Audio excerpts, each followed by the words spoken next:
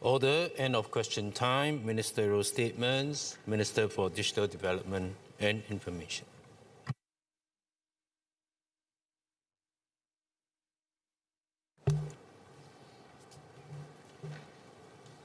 Mr. Speaker, members have filed a total of 51 parliamentary questions on NRIC policy and the disclosure of NRIC numbers on ACRA's Bizfile portal. Second Minister for Finance, Ms. Indrani Raja, and I will be making ministerial statements to address the issues raised.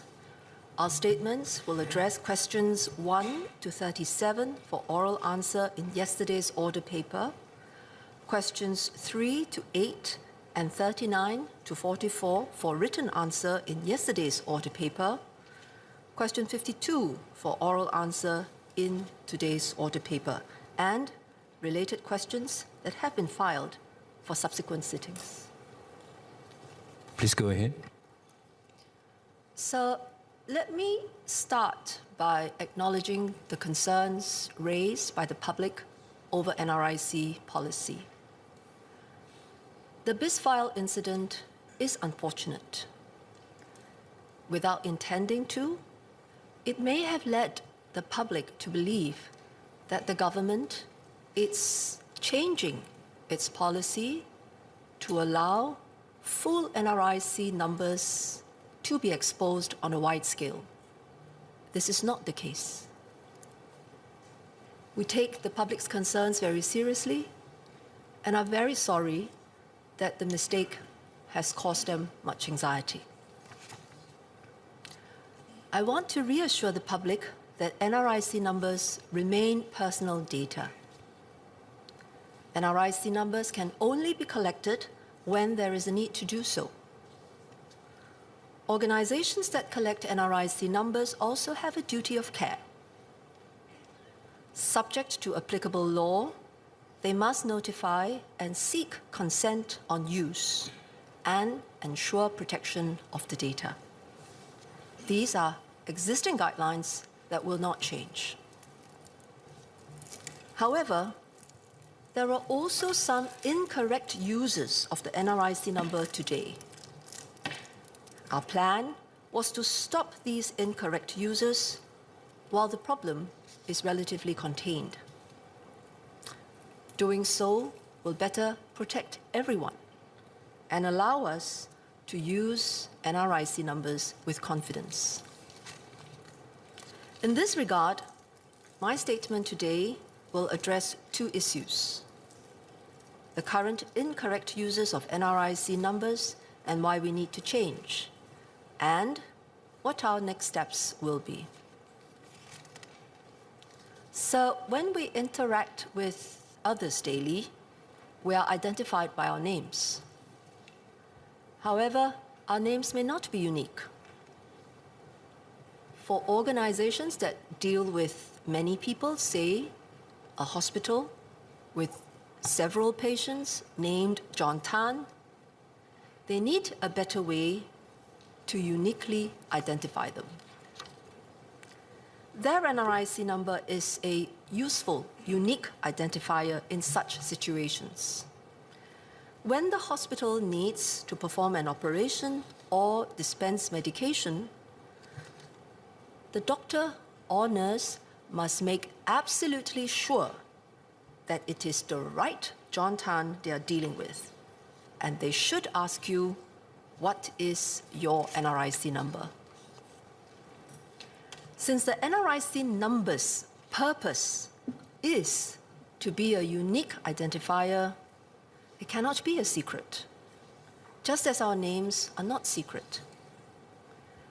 I should emphasize, however, that while your NRIC number is not a secret, it is not meant to be widely disclosed. This is the concern echoed in Mr. Lim Biao Chuan's question. We would only disclose our NRIC number under certain circumstances, for example, when required by law. Some examples include disclosing our NRIC number to our employers, at the clinic, or when we subscribe to a mobile telephone line. because we do have to disclose our NRIC number to others for such purposes, we must assume that at least some people know our NRIC number. Over time, however, NRIC numbers have become increasingly used as more than an identifier. Previously, organizations would require seeing my physical NRIC card to confirm that I am who I claim to be. However, some organizations assume that if someone can cite my NRIC number, that person must be me. This is clearly wrong. On the assumption that this person is indeed me, some organizations may go further to give the person access to privileged information or services. When used this way, my NRIC number is no longer just an ID or identifier, but a key to unlock more information or services. In such situations, the NRIC number is being accepted as an authenticator or proof of who a person claims to be. This is clearly inappropriate. Instead of the full NRIC number, some organizations collect and use a partial NRIC number, usually the last 4 characters of the NRIC number. They think this is safe, and that revealing only the last 4 characters still keeps the full NRIC number secret. Among public agencies, even when the agencies had the full NRIC numbers, the use of masked NRIC numbers became more common. Besides organizations, some individuals also started to use their NRIC numbers as their passwords. They did so under the impression that the full NRIC number is secret. However, as shown by Dr. Tan Wu Meng in his question, there are now algorithms that can be found online that have made it easier to work out the full NRIC number from the partial or masked NRIC number.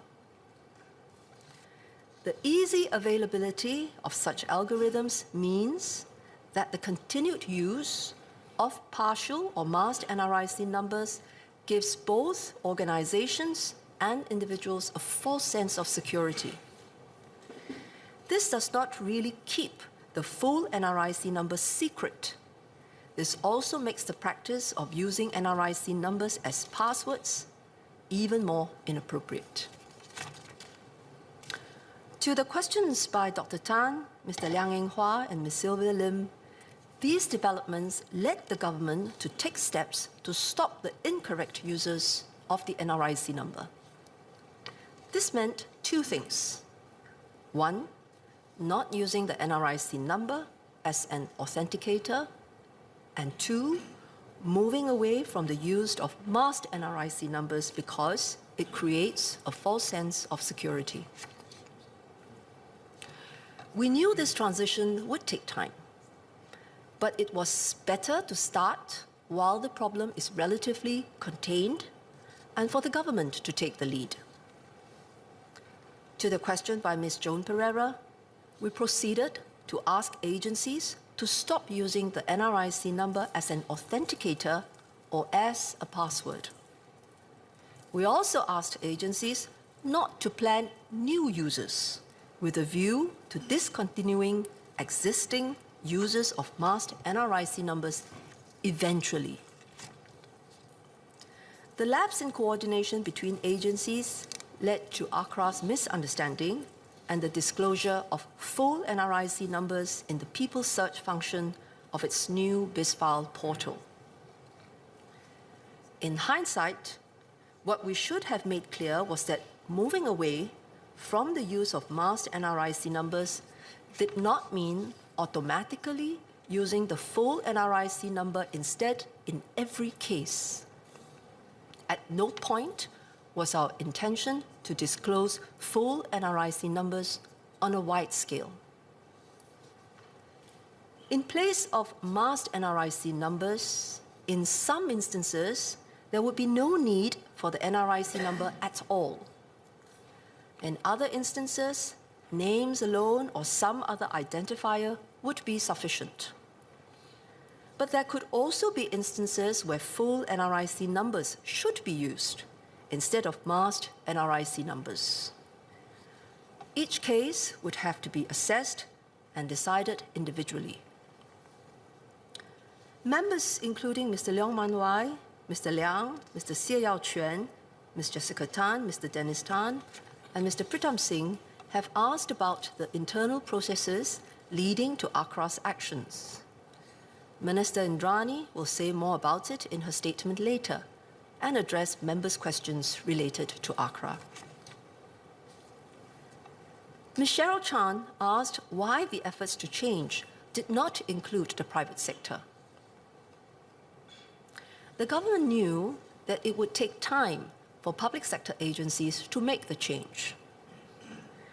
We expected that it would take even longer for the private sector because of long-standing practices and habits.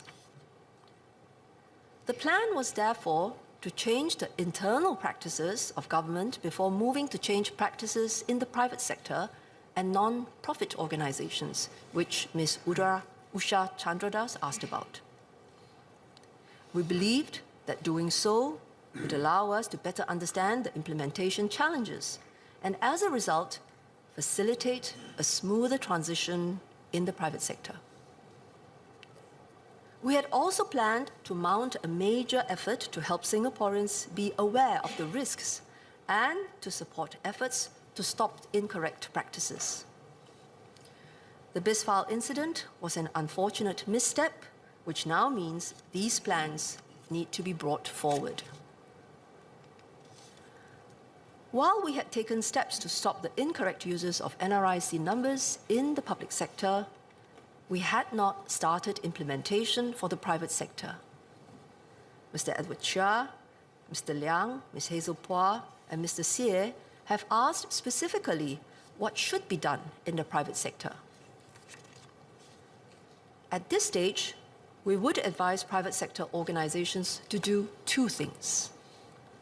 First, private sector organizations that are using NRIC numbers as a factor of authentication or as default passwords should stop this practice as soon as possible. Second, private sector organizations that presently collect partial NRIC numbers to identify people can continue to do so. The guidelines for the private sector have not yet changed, and we will only consider how they should be updated after consulting the public. Two questions by Mr. Xie, Mr. Melvin Yong, and Mr. Sharil Taha. We aim to start consultations soon and will provide details when ready. Our initial soundings with the private sector suggest there can be different approaches. Some organizations currently using partial NRIC numbers can stop the practice and replace them with alternative means of identification, such as mobile numbers or email addresses, or drop them entirely.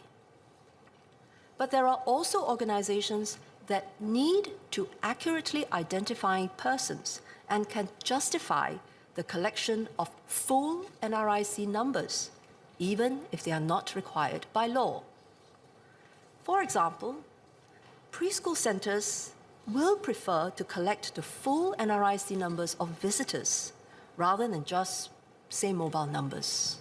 The parents will certainly feel more secure. In applications for and disbursements of substantial financial aid, persons would also need to be accurately identified. We will take these considerations on board when updating the guidelines. In any case, I would like to assure members like Ms. Jean Si and Mr. Ong Hua Han that the PDPC will support businesses in changing their authentication methods. This will include raising their awareness on why the use of NRIC numbers as a factor of authentication is unsafe and working through IMDA and CSA's programs to help businesses review and adjust their practices. To questions by Ms. Tin Pei Ling, Mr. Zulkarnain, and Dr. James Lim, I should emphasize that NRIC numbers are personal data. This means that organizations collecting and using NRIC numbers must continue to exercise a duty of care. Subject to applicable law, they must notify and seek consent on use and also ensure that the data is sufficiently protected. Certainly, they should not disclose the NRIC numbers unless there is good reason to do so. Members may also ask, if the NRIC number is not suitable as an authenticator, what about the physical NRIC card, our pink identity card? If we look at our physical NRIC card, we will see that it contains other identifying information, such as our photo and fingerprint.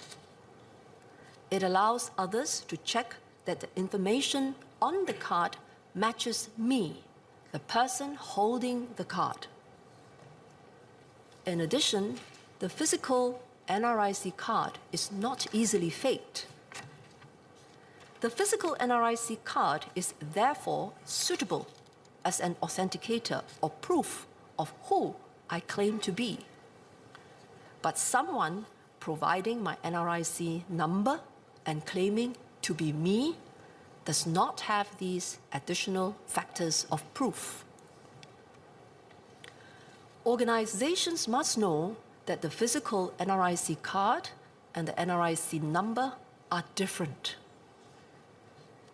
The physical NRIC card can be an authenticator, but the NRIC number should not be used as an authenticator.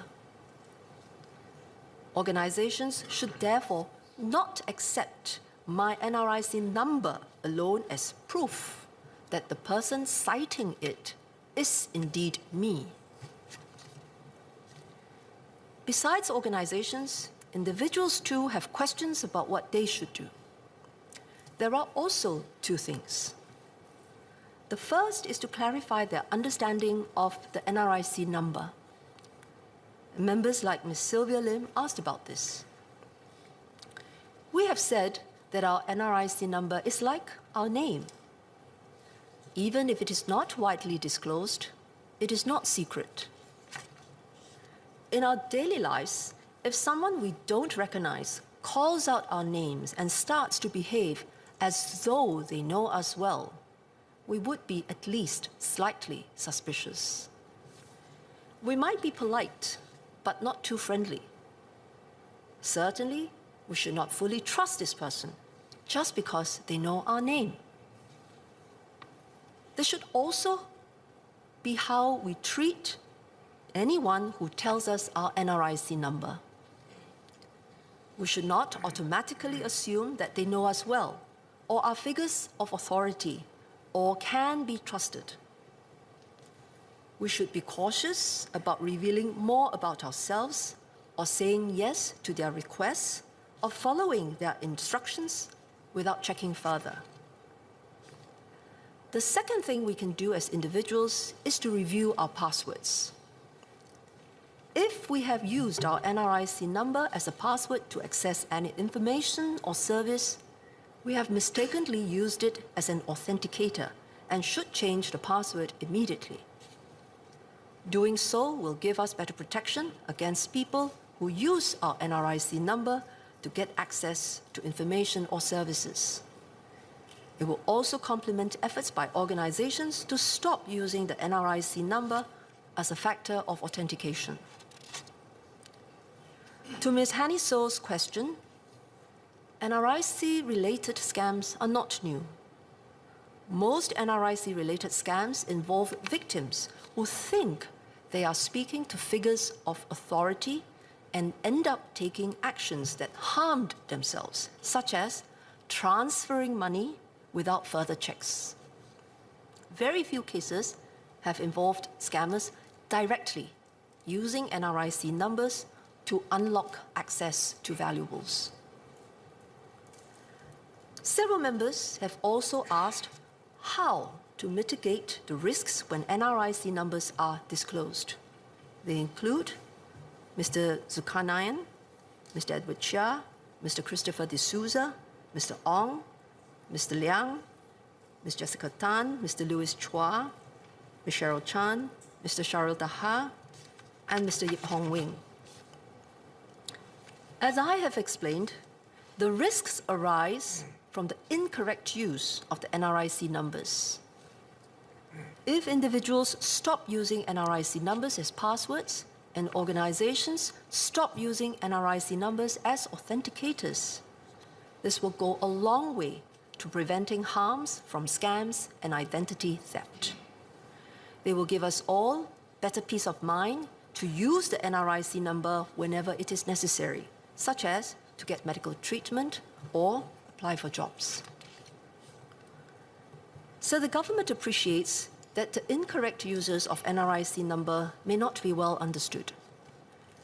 Our public education efforts will raise awareness amongst organizations and individuals and to guide them on what they should do. In doing so, we will focus on the points I highlighted above. Mr. Gerald Giam asked about alternatives to the current NRIC number system. In fact, the risks do not arise directly from the structure of the NRIC number. Rather, the risks arise when the NRIC number, which is meant to be a unique identifier, is incorrectly used as an authenticator or a password. Even if we were to create an alternative identifier, we would still have a problem if organizations used it as an authenticator and individuals use it as a password. So let me now turn to questions about ACRA's exemption from PDPA requirements and the government's data protection measures. These were raised by Ms. Tin Pei Ling, Ms. Sylvia Lim, Mr. Satyandi Subat, and Mr. Patrick Tay. The government has always taken seriously its responsibility to protect the data entrusted to the public sector. The government's personal data protection standards are set collectively by the Public Sector Governance Act, or PSGA, and our own internal rules. So PSGA plus our own internal rules. The PSGA is aligned with the PDPA and adapted to the public service context. Our internal rules are comprehensive and take reference from international and industry standards. We also continually strengthen our data governance practices. ACRA is expected to comply with these rules and the PSGA, which are no less stringent than PDPA requirements. Regular mandatory audits are conducted to ensure that public agencies, including ACRA, comply with the standards for data protection and the security of ICT systems. The number of data incidents and their severity is published annually. In the most recent whole-of-government audit exercise on IT-related data security controls, there were very few significant findings, and all of them had been remediated by the agencies concerned. There has also been a reduction in data incidents of medium severity and above. Where necessary, we have also taken public servants to task, for example, in serious cases involving unauthorized disclosure or improper use of information. Members can be reassured that we take these rules and controls very seriously. We will continue to regularly review the safeguards to ensure that they remain relevant. Sir, let me conclude. We understand the public's concerns about NRIC numbers. It was not our intention to make the full NRIC number widely disclosed, and we are not heading in that direction. NRIC numbers are personal data and can be collected and used only when there is a need to. Organizations that hold your NRIC number also have a duty of care. Subject to law, they must notify and seek consent on use and ensure protections. These are existing guidelines that will not change. What needs to change are the incorrect uses of the NRIC number. These include using NRIC numbers for authentication or as passwords. It is better to make these changes while the problem is relatively contained. Organizations and individuals can both help by taking steps to stop using NRIC numbers as authenticators or passwords. By taking action as soon as possible, we can increase protection for all of us. This will allow us to more confidently use the full NRIC number as a unique identifier whenever we need to do so. Mr. Speaker, please allow me to summarize a few key points in Mandarin, please. 议长先生，政府了解国人对于正确使用身份证号码的议题十分关注。我想在这里重申，政府并不打算让身份证号码成为广泛公开的信息。身份证号码是属于你我的个人资料，在有必要的时候才使用或透露给他人，除非法律规定，任何机构想索取并保留我们的身份证号码，都得事先说明用途，并征求我们的同意，以及确保身份证号码受到妥善的保护。这些现有的指导原则没有改变，但我们必须改变的是一些错误使用身份证号码的做法。例如，我们不应该使用身份证号码来验证一个人的身份，更不应该把身份证号码设置为密码。我们应该趁问题还不太严重之前，及时纠正。无论是机构或个别人士，都可以尽一份力，不再把身份证号码当成是身份的证据或是密码。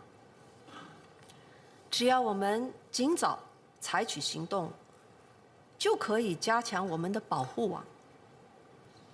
这样一来，我们才能在有必要的时候，更有信心地应用身份证号码作为识别身份的工具。Mr. Speaker, with your permission, I will respond to any clarifications which members may have after Minister Indrani Raja has also made her statement.